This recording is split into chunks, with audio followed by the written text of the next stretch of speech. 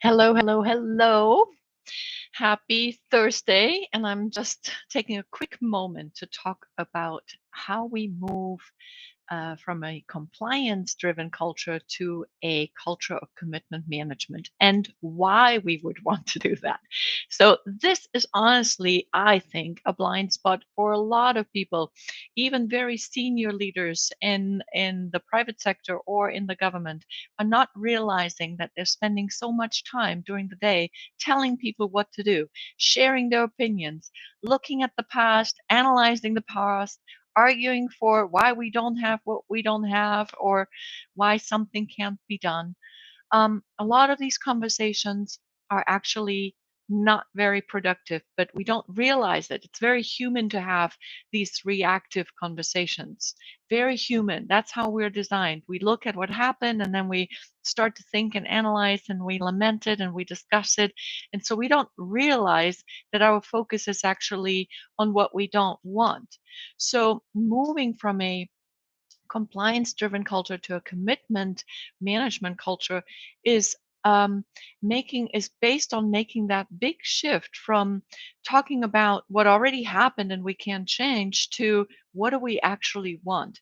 So it doesn't start with the current circumstances, it actually starts with the desired outcomes. So the focus is on desired outcomes. So it's an internal shift that leaders need to make instead of being reactive to what just happened and explaining and justifying, minimizing, rationalizing whatever the past presented, you know, instead of doing that, it's about making that shift and saying, okay, this is what happened.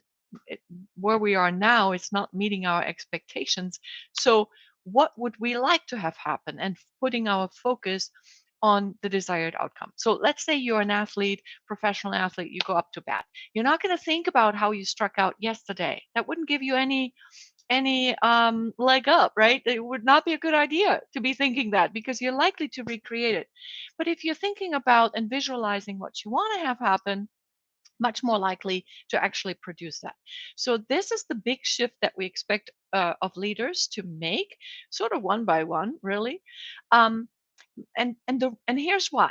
So why? Because people often ask me, why don't people just do what they're asked to do? In a compliance driven mentality, you would just say they were hired for the job, just do your job. What's the big deal, right? So, and therein lies the problem that yes, some people, and I would say the majority. So in your organization, think about maybe how many people do what they're actually told to do or they were hired to do. So I would assume that at least 60 to 70% fall into that category, right? It should be. Otherwise, your organization is really wildly underperforming.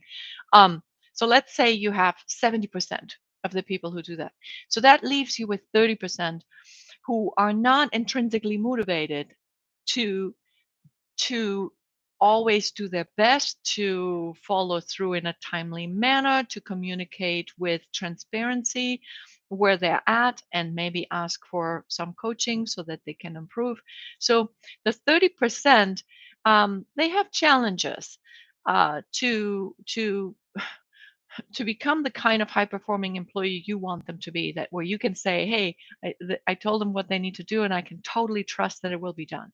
So in other words, those 30%, you cannot just trust and hope that it will get done because you will have a surprise.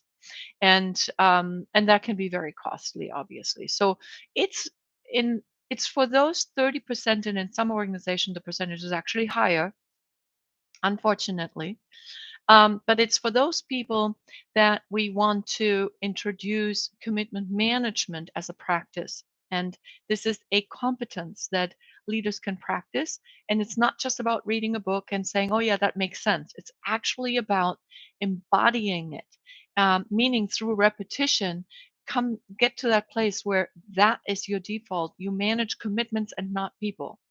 So what that looks like is, in the more traditional way, where we think we're managing people, we listen, right, to their stories, their narratives about how, let's say, Susie was late this morning because her car broke down. And so maybe she didn't come in at all because her car broke down. So That is somebody who is navigating at best circumstances, and in this case, actually fell victim to her circumstances, right? So she didn't come to work. So that's your surprise. If you are in a commitment culture where it's not just compliance, we're not just doing what we're told to do, but we're actually coming from a place of committing to something bigger and greater than we are. Um, I might, if I were Susie, look at this differently and say, I am committed to this desired outcome. And I share this outcome with everybody on my team within my organization, and if I don't come to work, I'm letting other people down. So I need to be thinking about how I will make it to work. So, yes, my car broke down, but what am I going to do now to get to work? Because ultimately, what's driving me is my commitment to this bigger, greater desired outcome rather than, oh, I am reactive to this circumstance. I have a flat tire. I can't go to work. Does that make sense to you guys? So, when we are in a culture where it's compliance driven and we're letting people basically just navigate circumstances and we're failing to invite them into conversations about the greater shared goal that we're committing to, right? And we're not helping them make this shift from victim to being a creator or a generator or whatever you want to call it, a player, right? Plays big. If we're not helping them make that shift, we're going to at best get mediocrity, because we will at best get 60 to 70%. And that is, in school, you know what that is. That's a C, right? Um, so if we want to create organizations that are consistently high performing and are, priding themselves of being a culture of excellence, we must make that shift from the compliance assumption to an actual practice of commitment management. So, in the case of Susie, we would let Susie manage her own circumstances. We're not managing Susie's circumstances. We're not getting into the conversation about the car. All we're managing is Susie's commitment to show up for work, to produce desired outcomes, and to communicate if something gets in the way of doing that. And so commitment management is not all about, it's not black and white. It's not like you make a commitment or a promise and you're expected to fulfill it no matter what. No, we're pretty realistic about this. And there's a lot in the gray zone, but what's in the gray zone are structured, strategic, conversational frameworks. So, for example, in her case, we would expect her to renegotiate, to let us know that she can't come to work at that time, that she will be late, right? That's called renegotiating. And sometimes, apologizing is in order. Um, sometimes, I'm trying to think if there's something else that she would need to do, because in this case, the circumstance is beyond her control. And so the best thing she can do is let us know that she's running into this particular barrier.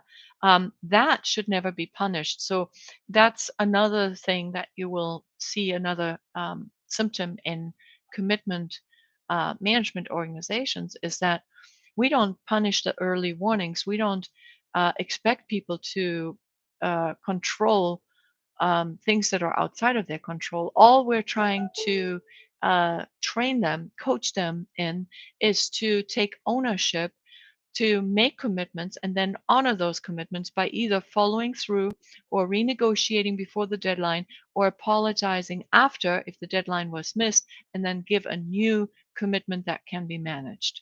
So there's a whole lot to this practice, and especially if you want to teach leaders how to develop other leaders in this practice, who then turn around and yet develop another level of leaders and supervisors, right?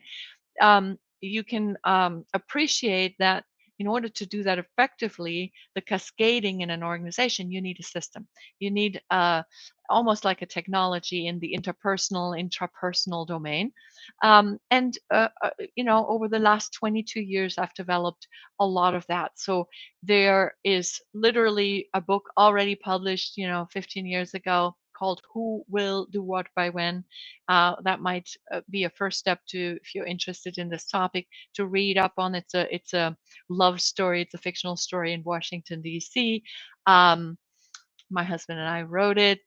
We've gotten very, very, very good, favorable feedback on it, and it's been embraced by a lot of large organizations, and even the United States government is using it in several agencies. Um, so this is a good place to start. And then there's just like any other language. If you think about commitment management as a language, you can continue to learn and get better, um, just like any other foreign language, right? You can learn the basics, or you can actually take it on and become super passionate about it, as I am. I will say I'm very, very proud, and I brag that several of my clients over the years have actually embraced this so much that they've become certified coaches themselves, and this is what they now do. So my vision for the world would be that we really focus on what we want, that every person makes that shift, and that we support each other to make that shift on a regular basis, and that we all learn the language of commitment management so that we can manage more effectively, get more things done with more ease. And that is what I've done for the last 20 years, and I hope to do it for the next 20. So this is just a quick video, but I'll see you on the next one. If you like this, of course, you can give me a thumbs up. You maybe even subscribe to the channel. I might even start one. So I'll see you again soon, and all the best to you on this journey. Thank you.